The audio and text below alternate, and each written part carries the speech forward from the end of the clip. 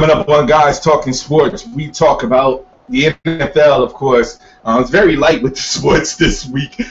So we're going to talk about the NFL, all the teams that's out there right now, all the contract extensions, of course, of Russell Wilson. I'm also going to talk with some of the still ongoing about Tom Brady, of course. My guest host, Adrian Catwell, will join me right now as we talk on Guys Talking Sports.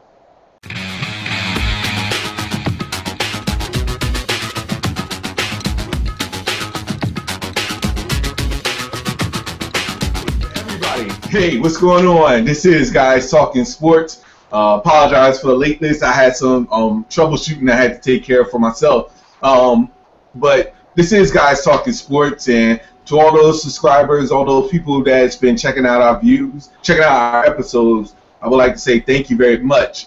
We're just going to talk. We're going to get right into it and talk about sports. My guest host with me, of course, is none other than Adrian Catwell. So, Ace, man, what's going on, man? How you doing? I can't call it, man. It's Thursday. Wish tomorrow payday, but hey, so we're going into a weekend. So any weekend you're getting into, you thank Lord that you're making your way there. So I can't complain at all. Same here, man. Same here. Same here. So we're not gonna be long, because really it's not that much sports out there to really talk about. It seems as though there's always in the summertime where sports news sometimes just dies down. So, but what we're going to do is, what we pretty much are going to just get a little bit insight of what's going on in the world of sports. So, first things first, of course, I know, Ace, that you wasn't here last week when we talked about the whole Tom Brady. So, if in the next maybe 2 minutes tops, because I know we're all tired about it, just give me your insight about this whole Tom Brady situation. I don't know. It's I don't know. I mean, I guess if the Patriots didn't have that aura of Spygate and all this other little intricacies that they do to try to get a step up on their opponents, I guess things wouldn't be so bad. But I guess it's the fact of who they are, what they've done in the past, and Adele having to show some sort of face, throw some sort of punishment out there, because he's had some of the debacles over the past 18 months as far as Ray Rice, Adrian Peterson.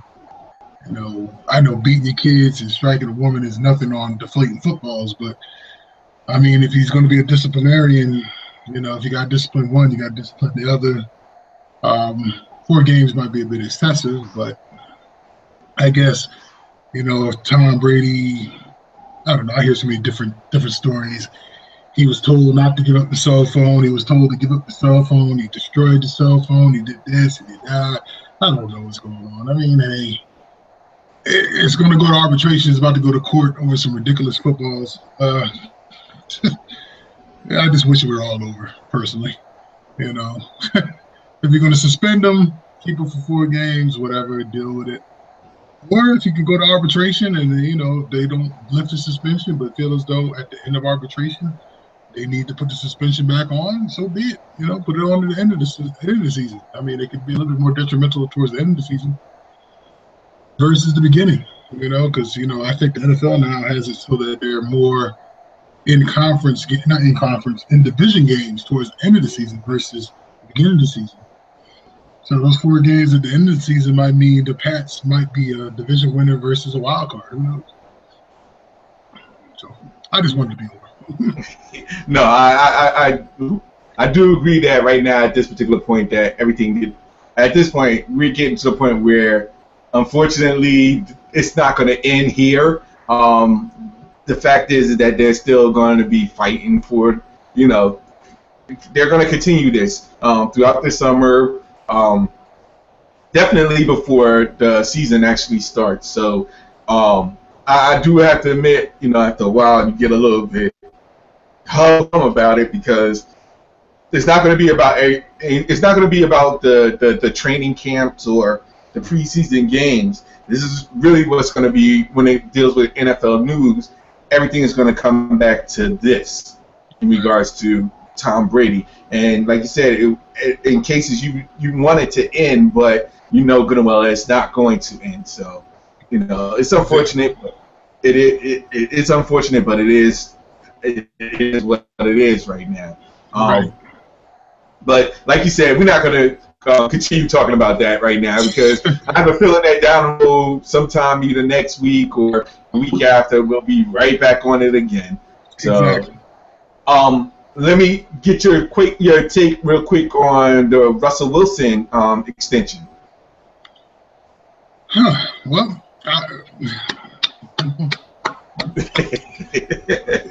what else can you say? I mean, he didn't go out in public and say negative things about the Seahawks. He just said, "Hey, I want my contract extended."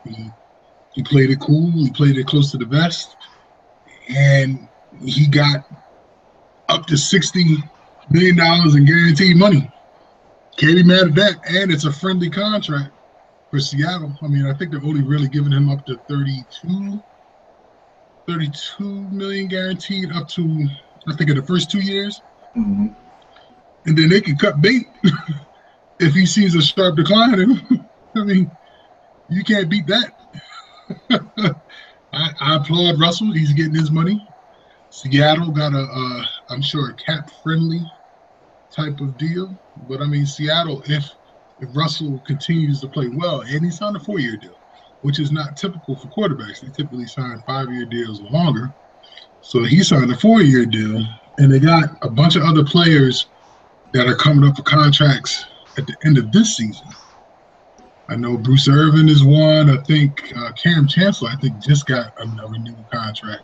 Mm-hmm. And like 1 or 2 others are up for contracts as well. So Seattle's going to have some real decisions to make if things progressively continue to go well and they dominate the NFC West, which they're supposed to.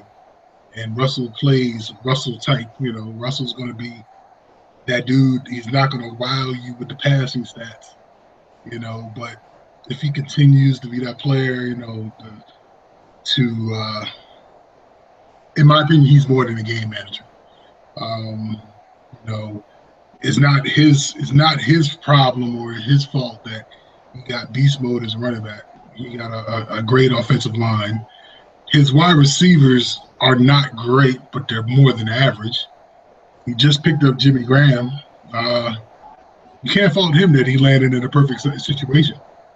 And Pete Carroll, as the head coach and the offensive coordinator, which I don't know the name per se, is playing an offense that caters to his strength. He's in a win-win situation. The defense, the Legion of Boom, the defense is rock solid. I mean, yeah, they lost one of their DBs to Philly, but I mean, the core of the DBs still there. I mean, the linebacking core is still there. D tackles are exchangeable, I guess, in that system. I think they dominate. Personally, kudos, Mr. Wilson. He's winning. He's winning on and off the field. He got Ciara as the girlfriend. He got the bomb contract in football. I mean, what's more can you say? he's winning. Like when that contract came up, I was like, this is not. I mean, this is a perfect situation. Like he has pretty much everything a guy could ever want. Exactly. He has the contract that he wanted. He has a beautiful girl under his arm. Mm-hmm. I mean, like, what more can he have at this particular point? I mean, like you said, the timing couldn't be perfect for him. Right. I mean, when you think about it, like everything right now is falling into place for him. And like I said, I gotta give him credit where credit is due. He's in a perfect situation right now.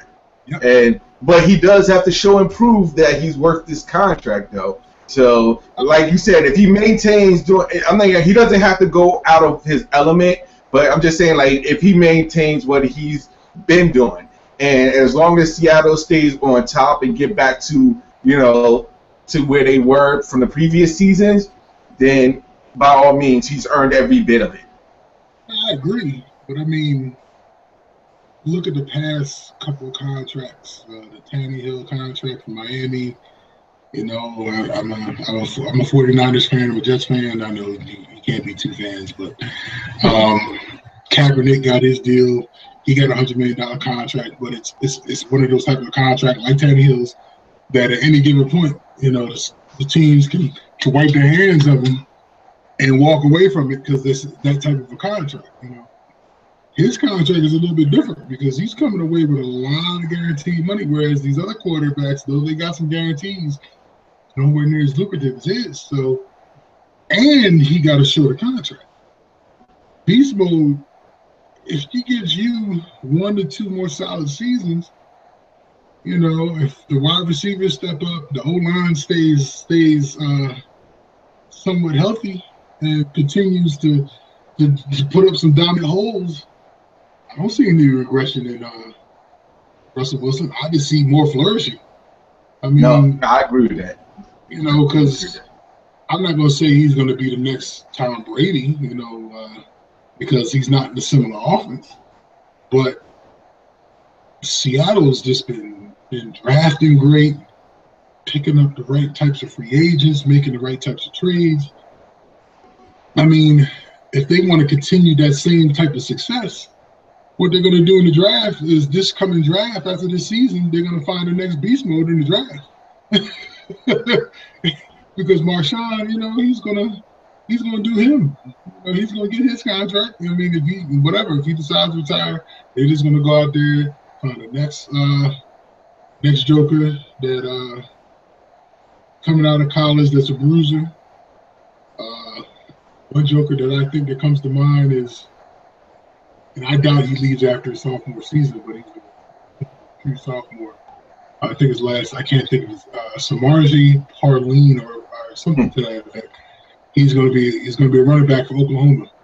And I know this because he ran buckshot over West Virginia. We all know I'm a West Virginia. But he ran buckshot all over West, and he is a bruiser. Talking about a bowling ball type of running back with speed and power and just drops a load. I see him as the next beast mode in the NFL. So if he turns around and he has this great season, he decides that he wants to go pro. And Seattle, if we feel as though they're going to go deep in the playoffs and have one of those lower draft picks, I don't see that Samari Parleen, if I'm saying his name correctly, I don't see him as being one of those type of dudes that's going to go in the top of the draft.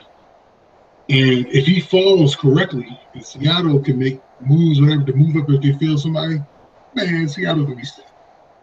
I just see it. The only way I can see them falling off is if they don't secure back into their defense and don't keep up with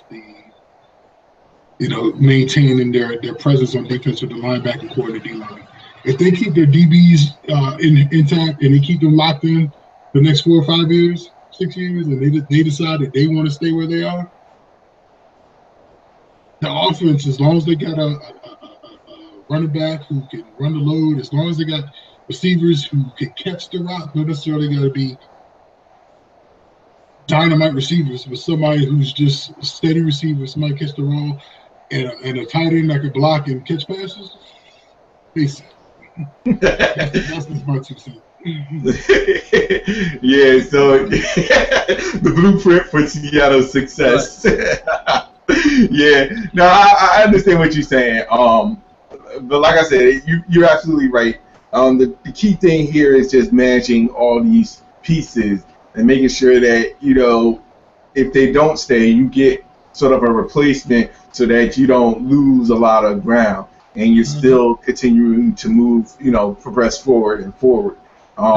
It'll be interesting to see what happens when Marshawn Lynch becomes a free agent, to see what they're going to do in the efforts to either to retain them or to do whatever is necessary to maybe perhaps trade them. So it'll be interesting to see what they do from that aspect of it. But all in all, right now, it's still Seattle's NFC, I guess you could say, quote unquote, to lose at this point, with the whole NFC making improvements.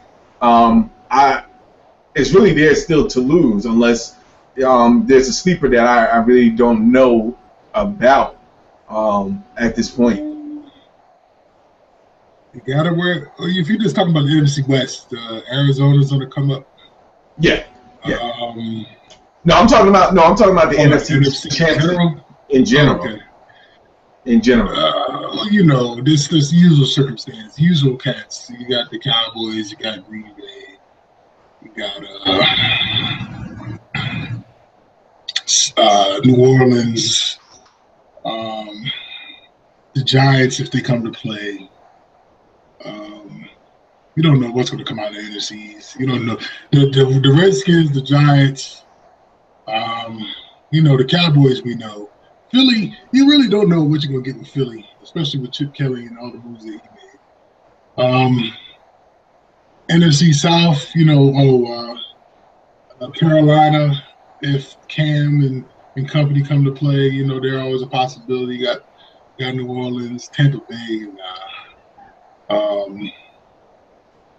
and I forget who the other team is.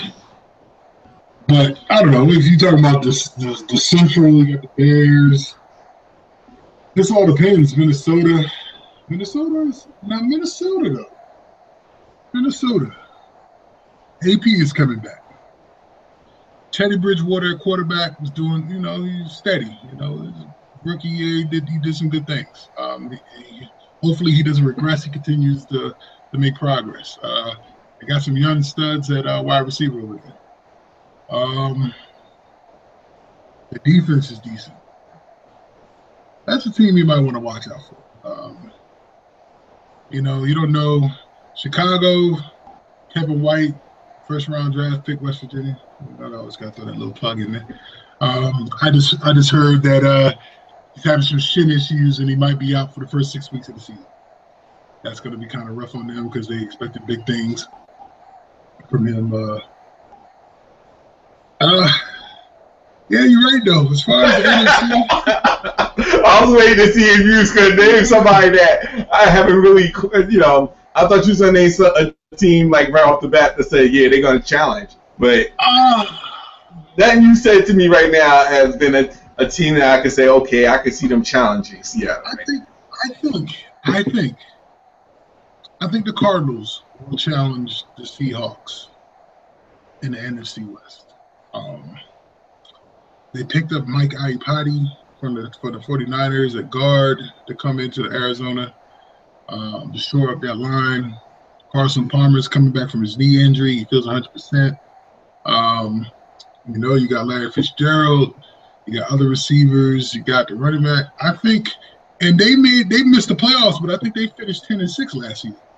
Yeah, something like yeah. Right. So they was on their third string. Exactly.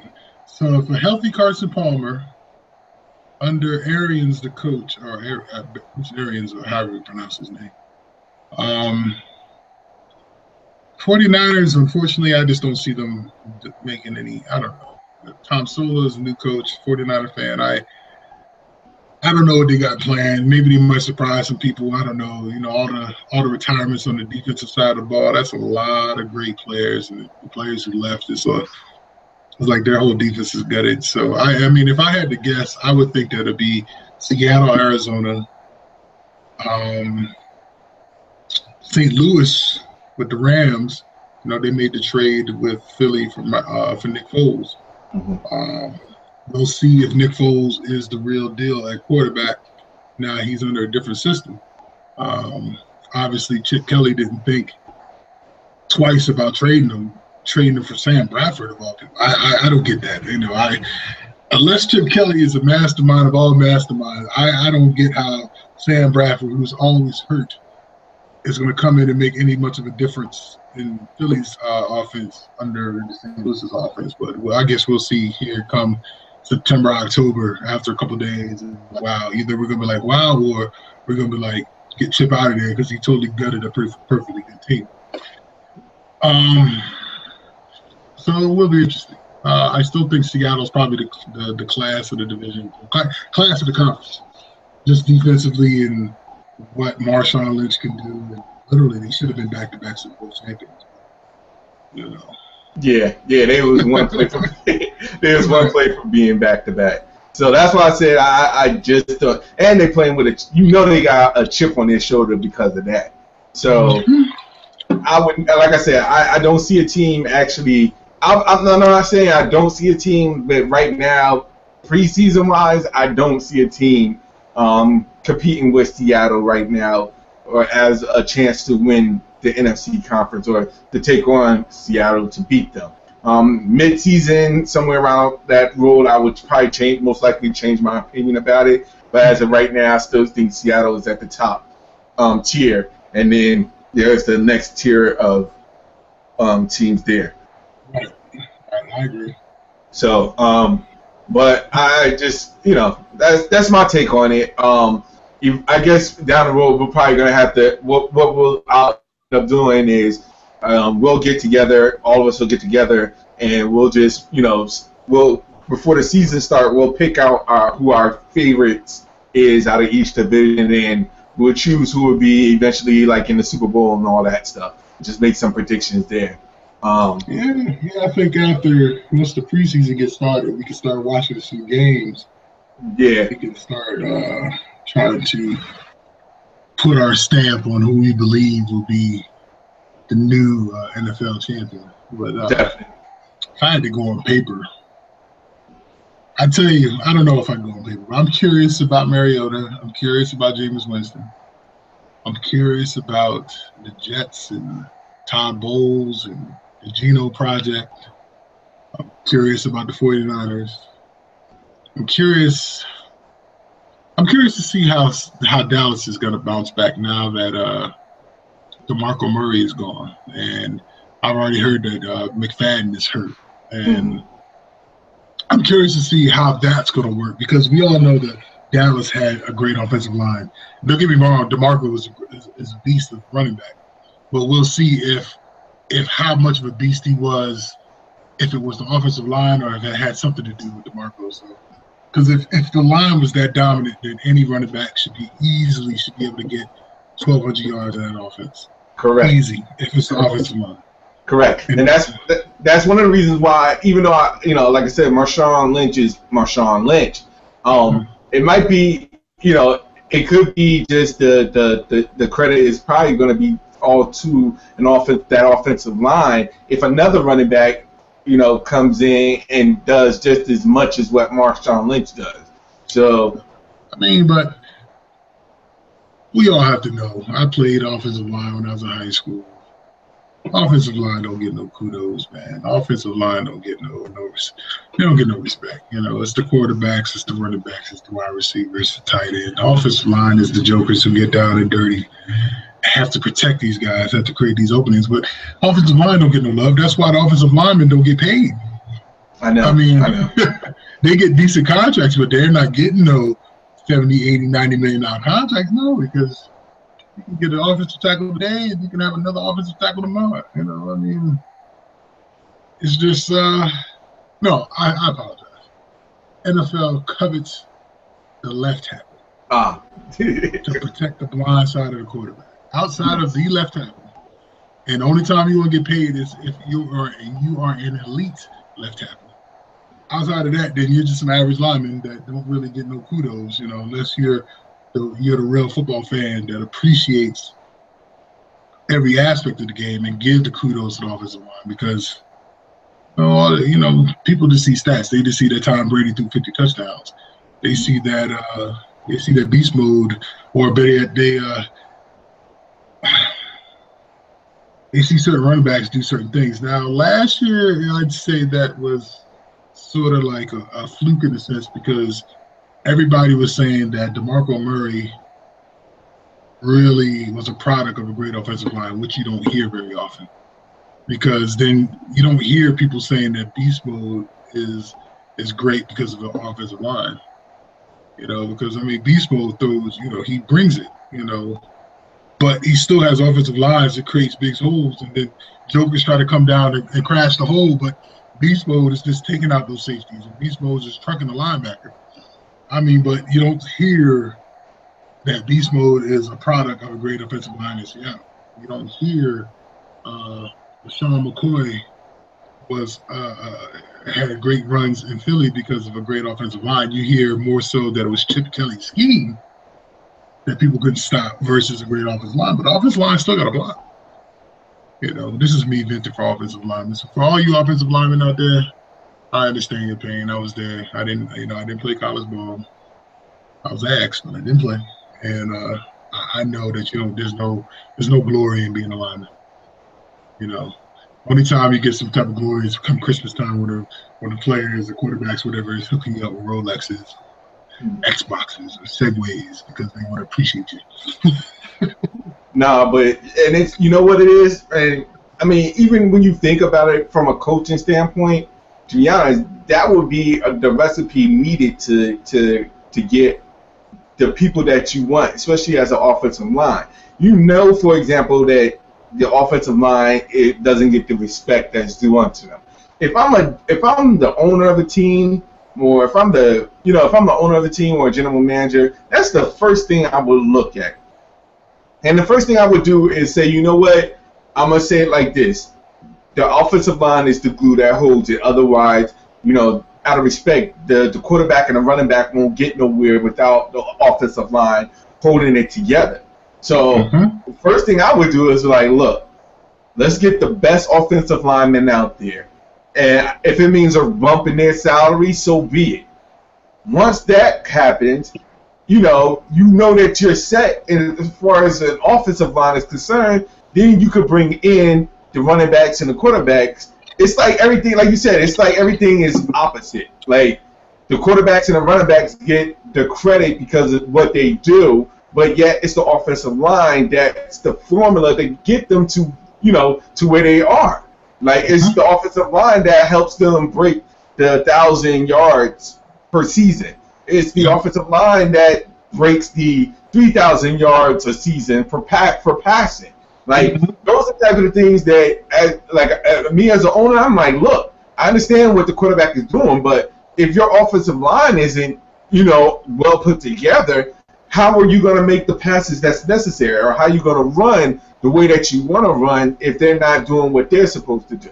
I mean, my focus would highly be on the offensive line to make sure that they get to where they need, make sure they hold it down, and then build from there. And what that does is that sets a precedent, because like other offensive line players from other teams is like, well, I may have to look at this team because they're offering more money for an offensive line. Like, I mean, if I'm an owner, that's something I would think about, like consider, like, everybody wants to get the quarterback and wants to get the running back to help show up their offense. And it's crazy because Dallas did it that way in regards to bumping up their offensive line. And you saw how last year played out in comparison to this previous season. So they bumped up their offensive line, and Dallas just went on a rampage and got better. And it made DeMarco Murray better, of course, and of course they had Tony Romo. But having that better offensive line made Romo and Murray better. So you would think that other owners would be like, yo, that's where I need to focus on. But well, I mean, look when Harbaugh became coach of the 49ers. And I remember I was excited too, because I was sitting there watching the draft, and first pick was Mike Iupati out of Idaho. It was like, cool. And then they picked up a dude from Rutgers that played tackle.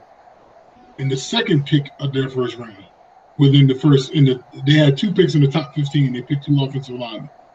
And everybody was like, dang, why? But then it made sense, because once you shore up the O-line, everything else could then try to fall into place. You could start to determine what type of offense you want to run, because now you solidified your guards, you solidified the tackle, you solidified one whole half of the line, and you can now start to do things that you want to do. And a lot of teams, when they're not successful in the offense, I can't say it's not always an offensive line, because quarterbacks still have to make good decisions when throwing the rock, or wide receivers still got to catch and running backs still got to run. But if you can give a quarterback maybe that extra second to make a determination, to make a better pass than the pass that they're making, or you could create a hole just a slightly bigger for a running back to run through, then by all means, I'll take the offensive line any day of the week. But,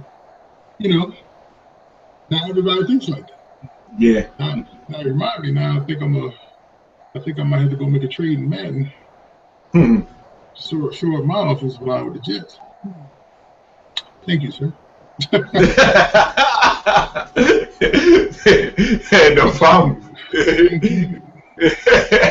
No, but it's just interesting to see how so many, like the owners and general managers, how they do things sometimes. Because there's always something where you see like a trade or something, or when they sign a free agent, where you're just scratching your head and like, why?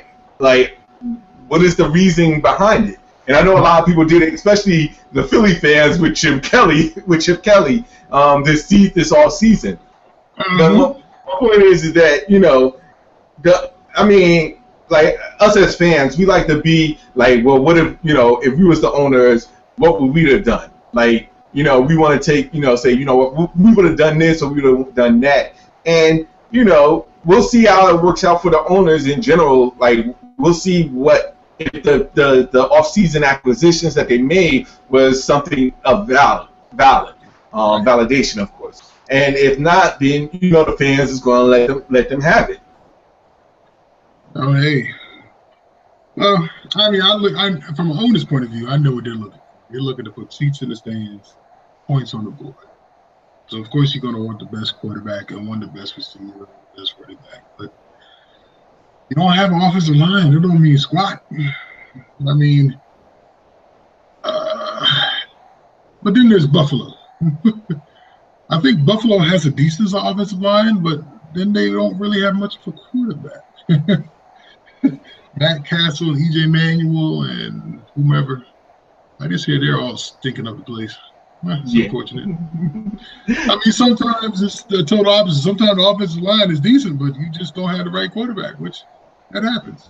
No, but like you say Buffalo, for example. I'll give you another example. Arizona, and their offensive line was holding them down. I mean, and they had a third string quarterback winning with a third string quarterback. Right.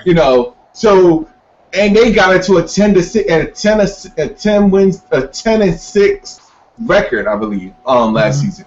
So, that's when Arizona is really making my argument, but it's saying like when as long as your offensive line is strong, like, and you're a game manager, I think would be key, of course, but you really don't have to do much, knowing that you have the confidence that your offensive line is going to protect you, to do whatever it is that you need to do. Whether you have a running back or that's a rookie, or you have a rookie quarterback. I mean, having an offensive line, knowing that you have the confidence, knowing that they're going to protect you, that makes it that much easier for you to do your job. Where you may not have to pass much or may not have to run much, but still get the job done. And like you said, like Buffalo, for example, it was decent. You saw what happened with the New York Giants. I mean, even with Eli Manning being an elite or quote-unquote top quarterback for these past couple of years, the season when their offensive line wasn't that great at all. You saw how that record, they didn't even make I don't think they made the playoffs with that team. Last year? I don't know if it was. I think last year it wasn't so much that it was offensive line. I think it was more so Eli was learning a new offensive system, and he was sticking up the joint. No, I'm not talking about last year. I'm talking about the previous year. Oh, okay. The previous year. It was the previous year, because when that happened, that's when they fired their OC. Right. So, but I'm just saying, like in general, like with owners, like if they're willing to do whatever is necessary to help, like you said, their job is to put bringing money with the fans, as well as make it to that next level, the team going to whatever the next level is. And you can see that when owners start taking ownership to say, we need to do whatever is necessary for our team to win, the fans are going to react to that. And real quick, not just in NFL, but like with Major League Baseball. And I've been saying this for a long time because of me being a Mets fan, so to speak. This season has been completely different than these previous seasons because the ownerships are now doing whatever it's taken to make the necessary acquisitions so that the team would be better. And teams, owners need to do something in that regards. Like with the Knicks, for example, you see how when the Knicks ain't doing well or not doing anything to make the team better, you see how fans will react. And every fan is going to do that for their team regardless. It's just a matter of, doing what is necessary for the owners or the general managers to do whatever is necessary to reach so that their teams could reach the next level of where they are originally, I should say. Right, so, right. I agree. Yeah. Go ahead. I'm sorry. No, I was gonna say when they're playing well, nobody has any complaints. But when they start to sleep, that's when all the complaints start. Yeah, that's exactly true. That's 100% true. 100% true. Right. Everybody got something to say when they sorry, but when they're winning, they're not to nobody. Yeah, and everything is all good. That doesn't matter. Everything is all good. But that's enough. I guess we could talk about for now. Even though I really didn't expect it to be longer than I expected, because I really didn't have anything to talk about in regards to sports. But you know how we get when we get together, as always. So you just talk about one, and you could just start. It just seamlessly just goes into something else. Definitely true. Definitely true.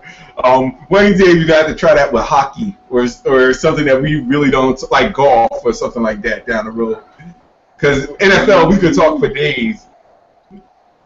Well, then I need to start paying a little attention to the hockey. Then. No, I'm just putting it out there. I hear a little bit about the Caps, because I'm in the DMV, so I hear a little bit about the Capitals. I always try to stay up with the Devils and the Rangers, but I don't watch enough hockey to know names. But I do know that if I'm there, it's pretty exciting. I just don't know if I can sit there and watch it on TV. No, I got no respect for the sport, though. Yeah, same as I. But I really want to say thank you, Adrian, for taking the time to talk as we normally do. I really do appreciate it, man. No problem, man. It's always fun. It's a matter of just getting on and having a conversation. True. So, real quick, just let everybody know where they can find you at. I think I have my stuff on here, but I believe my Twitter handle now, if I say it correctly, is Cat Daddy in 1963 on Twitter, and that's Cat CAT Daddy at Cat Daddy 1963 on Twitter. Hit me up, follow me. If you got questions or no comments or good or bad, don't really matter. Let me know. Feed me with the information. If I said something wrong, I was incorrect about something, please correct me. Hey, I'd love to hear from you. I appreciate it, man. And of course, you can catch me and you and Ace, man. It was correct on the screen, so just to let you know.